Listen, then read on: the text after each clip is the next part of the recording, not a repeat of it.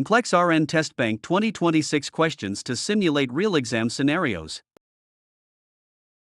Question 1. An African American female is suspected of having vitamin B12 deficiency anemia. What body part would be the best indicator for jaundice? Option A, conjunctiva of the eye. Option B, soles of the feet. Option C, roof of the mouth.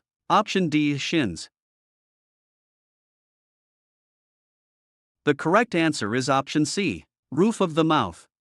The hard palate, roof of the mouth, is one of the most reliable sites to assess for jaundice in individuals with dark skin. Question 2. The nurse is conducting a physical assessment on a client with anemia. Which clinical manifestation would be most indicative of the anemia? Option A, BP 146/88. Option B, respirations 28 shallow. Option C, weight gain of 10 pounds in 6 months. Option D, pink complexion. The correct answer is option B, respirations 28 shallow. Tachypnea, increased respiratory rate, is a compensatory mechanism used by the body to increase oxygen intake when hemoglobin is low. Question 3. The nurse is teaching a client with polycythemia vera about complication prevention. Which statement by the client indicates a need for further teaching? Option A, I will drink 500 ml of fluid or less each day. Option B, I will wear support hose when I am up. Option C, I will use an electric razor for shaving. Option D, I will eat foods low in iron. The correct answer is option A, I will drink 500 ml of fluid or less each day.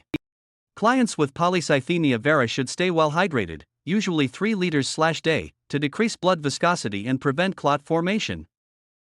Question 4. A 33-year-old male is being evaluated for possible acute leukemia. Which of the following would the nurse inquire about as part of the assessment? Option A, the client collects stamps as a hobby. Option B, the client recently lost his job as a postal worker. Option C, the client had radiation for treatment of Hodgkin's disease as a teenager. Option D, the client's brother had leukemia as a child. The correct answer is option C, the client had radiation for treatment of Hodgkin's disease as a teenager. Previous exposure to radiation or chemotherapy, for other cancers like Hodgkin's, significantly increases the risk of developing acute leukemia later in life. Question 5. An African American client is admitted with acute leukemia. What is the best site for examining for the presence of petechiae? Option A, the abdomen. Option B, the thorax. Option C, the earlobes. Option D, the soles of the feet. The correct answer is option D, the soles of the feet. In dark-skinned clients, petechiae are most easily observed in lighter areas such as the palms of the hands or the soles of the feet. Question 6. A client with acute leukemia is admitted to the oncology unit. Which of the following would be most important for the nurse to inquire? Option A, have you noticed a change in sleeping habits recently? Option B, have you had a respiratory infection in the last 6 months? Option C, have you lost weight recently? Option D, have you noticed changes in your alertness? The correct answer is option B, have you had a respiratory infection in the last 6 months? Infection is a major cause of death in leukemia patients due to neutropenia. A history of recent infections can indicate a compromised immune system.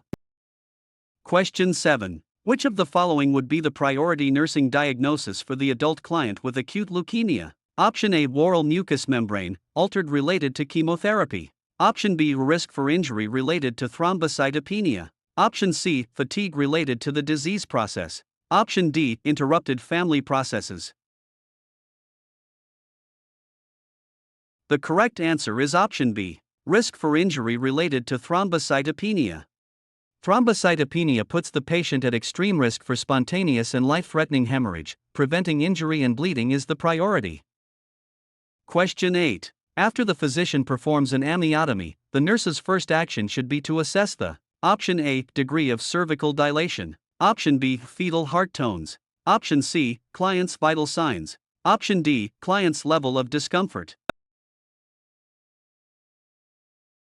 The correct answer is option B, fetal heart tones.